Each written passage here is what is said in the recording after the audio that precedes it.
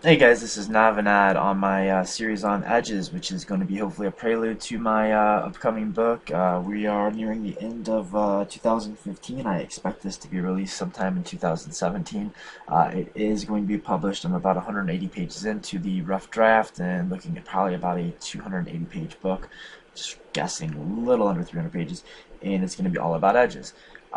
Really excited about it. I will self-publish if necessary, but looking into some other things. Anyway, the three edges that we're going to talk about in the book are going to be going to the flop with the best hand or pre-flop hand, selection or range construction, post-flop playing skill, and position. And then the way that each one of these three edges can be wielded independently, and then how these edges sort of blur together, and how it's kind of hard to talk about one really in any detail without talking about the other or others.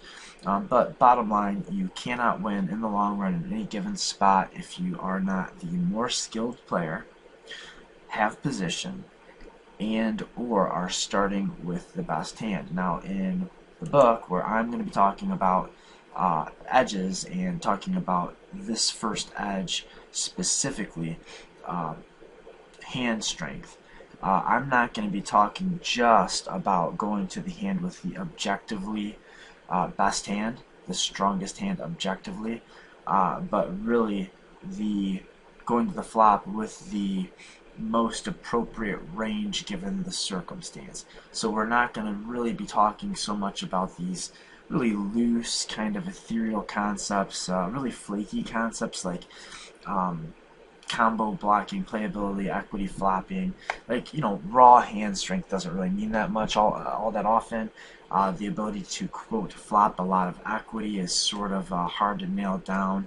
Playability is talked about often, but it's hard to say what that really even means. I think it means different things to different players. Some players would say a hand like Ace King offsuit would be very playable, where or have high playability, where I think a lot of other players might think of like a hand like 9-8 suited as having very high playability. So we're going to try to nail these things down a little bit more than just looking at raw hand strength and its like flopping potential and its versatility. And we're going to talk about things like domination, showdown value, synergy or connectivity, and nut potential.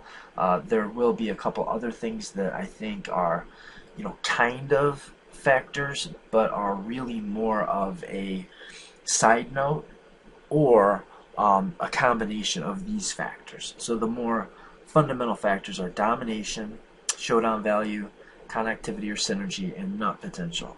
So the hands that you select to play, you choose to play in different situations, you're going to be choosing to play those hands most of the time because of their ability to dominate other hands, their showdown value that's built into them, or their synergy from the two cards that are going to make up your starting hand if you're playing No Limit Hold'em. How much connectivity there is there in terms of suited connectedness, and the nut potential, the ability to just flop like a really valuable hand, like a set or maybe a straight or made flush. The minor factors are going to be combo blocking and versatility. And versatility is very important, but it's not really a thing by itself. For instance, the way that I think about hand anatomy, if you will, that's what I call it. Not sure. I think I might have got that from Mike Carroll years and years and years ago. But versatility to me is a measurement of how many of these other things the hand has. So like a hand such as King Queen suited, it's going to be very versatile because it will have decent domination factor. It'll dominate hands like King Jack and King 10 suited, Queen Jack, that are hands that very often will call a raise. So it will dominate some hands, so it'll have a decent domination factor.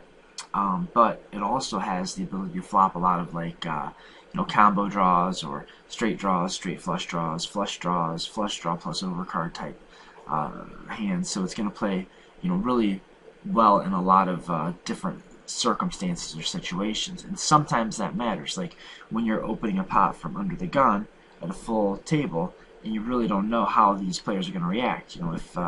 If you've got a bunch of players that are unknown, but you think that could be very fishy, sometimes it makes more sense to open a hand that's very versatile, like King Queen suited from under the gun, than one that might be objectively stronger, like Ace Jack offsuit, because the King Queen suited, if you get called by 8 players, it's still going to play pretty well.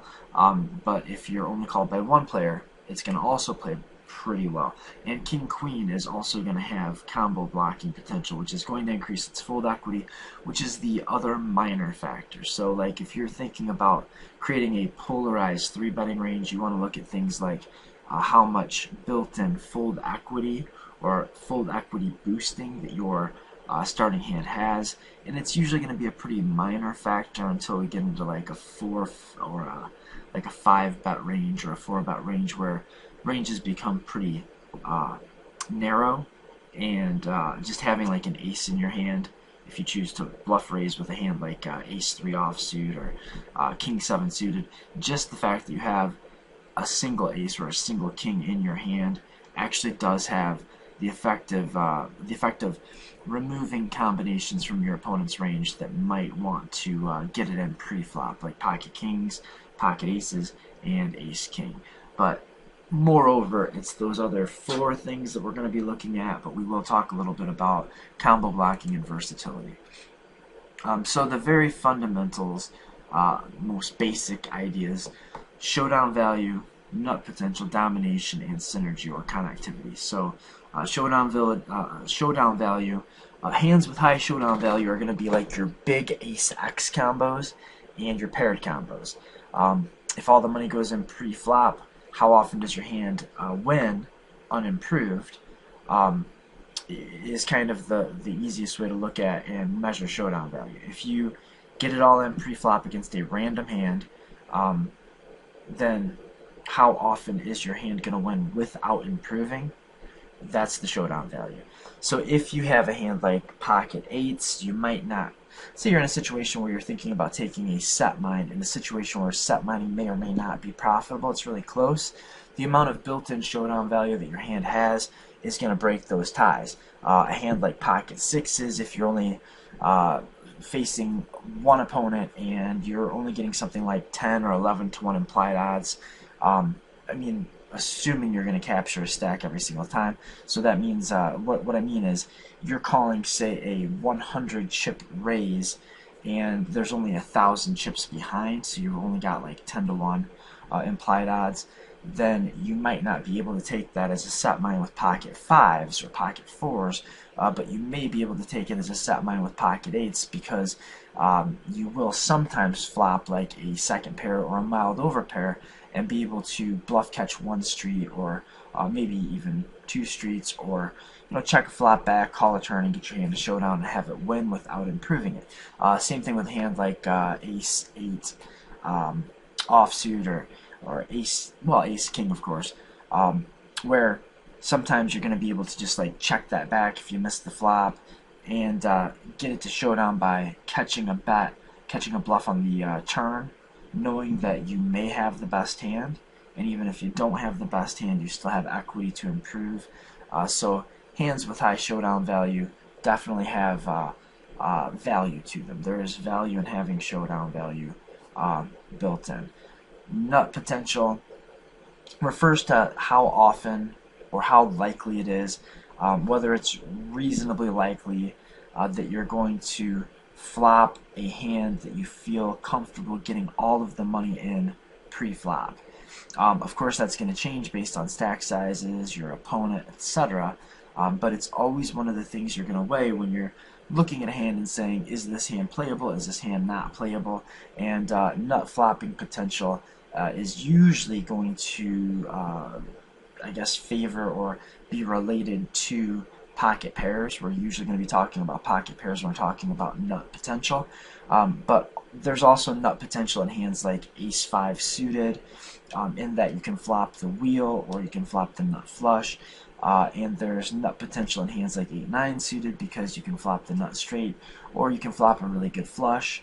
That kind of hand is going to be, while your Pocket pairs are going to be the highest in nut potential, followed by your like suited ace X's that are either ace 2 suited through ace 5 suited, so like your ace wheel suiteds, or your Broadway suited aces. So like your double Broadway suited aces, they're going to have a lot of nut potential too.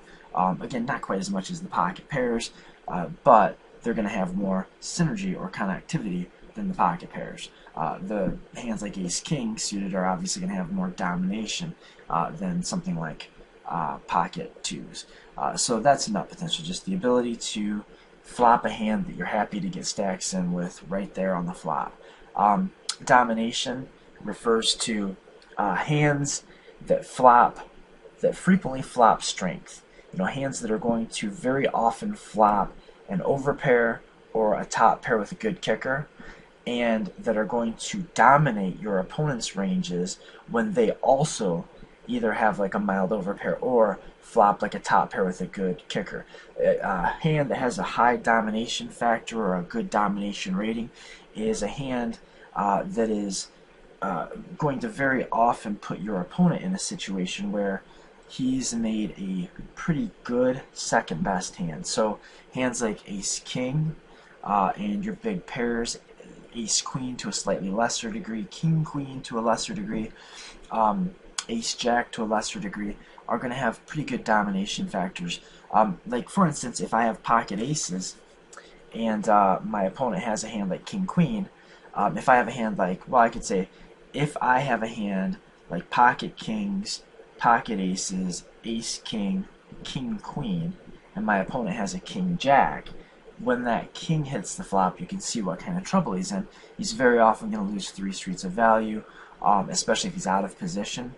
And that 3 street potential of a hand that dominates a lot of other hands makes dominated hands or hands with good domination ratings very valuable. And I think it's the main reason that really high cards, like 2 high card, 2 Broadway combos are so coveted, especially the big aces and the big kings in No Limit Hold'em, is because you can flop a good hand and your opponent can still flop a very good second best hand. Same thing with like big pairs, aces, kings, and queens. Very often you'll flop an overpair to somebody's top pair, and you're going to have a pretty good opportunity to get a bet in on the flop, turn, and the river. Hitting that third bet very often can be, that third bet can very often be worth as much as every other street of value going all the way back to pre-flop, sometimes more. It's not unoften. It's not at all rare for the third bet on the river to be more valuable than all of the other bets put together. So anytime you've got a hand that's going to at least semi-frequently allow you to get 3 bets in against an opponent and really take them to value town, it's going to be a pretty big thing. The last thing is synergy or connectivity, and that just refers to how often your hand is going to flop a decent chunk of equity. Flop like a pair plus gut shot, or 2 overcards with a flush draw, or a straight draw, or a straight flush draw, or any kind of draw, combo draw. We're talking about hands like 9-8 suited, Jack 10 suited, 7-6 suited. Your suited connectors are going to have the highest synergy or connectivity, followed by your ace X suiteds that are again ace 2 through ace 5 suited, and your Broadway ace X suiteds, and then finally your suited Broadways and your suited 1-gappers like 10-8 suited. So that's what we're talking about. Not going to get into a lot of detail in this slideshow right here, right now, but just keep in mind that domination and showdown value are very, very important when you're in short stack, kind of like 20 big blinds or less situations where you're looking to construct re-steal raises that are going to just, or re-steal ranges that are going to be like all-in shoves over min raises, or all-in shoves over like whatever the standard raise is. Hands with the ability to flop top pair with a good kicker and crush or dominate your opponent's hands even when they improve are going to be pretty coveted in low stack to pot ratio situations, especially when there's the potential for all of the money to go in before the flop. Also your hands that have good showdown value, like your good ace highs. Your ace highs are going to have good showdown value, and your pocket pairs are going to have good showdown value. When there's no betting, there's no opportunity to make mistakes. It's just your hands are going to showdown, and whichever hand wins gets all the money. Pocket pairs are really strong in those scenarios, or whenever you have a low SPR, where you've got, like, say, a single opponent and 20 big blinds. Your small pocket pairs are going to go up in value, and it's kind of worth mentioning, I think, that pocket pairs and suited aces, small pocket pairs and suited aces, have this weird thing that happens to them where they start off as very strong hands, and like say a multi-table tournament where you're starting out with 100 big blinds plus. They start out very strong and very playable. Then when you go through this like 40 big blind to 30 big blind spot, they lose a lot of their playability and strength.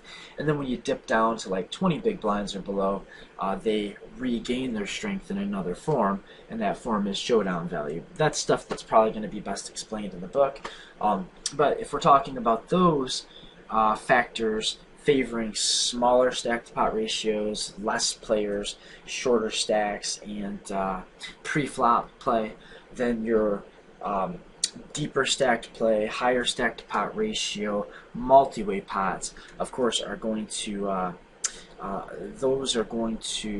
those situations are the situations that are going to make hands that have good synergy, connectivity, more valuable. So when you're playing with a deeper stack, nut potential, and basically your ability to flop straights, flushes, and big draws, and your ability to flop sets, that's what's really going to be huge when you're playing in a multiplayer scenario. When you're going to the flop like three-way with 400 big blind stacks, it is good to be going to that kind of a flop, that kind of a situation with your pocket pairs and your your ace-x suiteds, your double suited broadways, and your better suited connectors, for instance.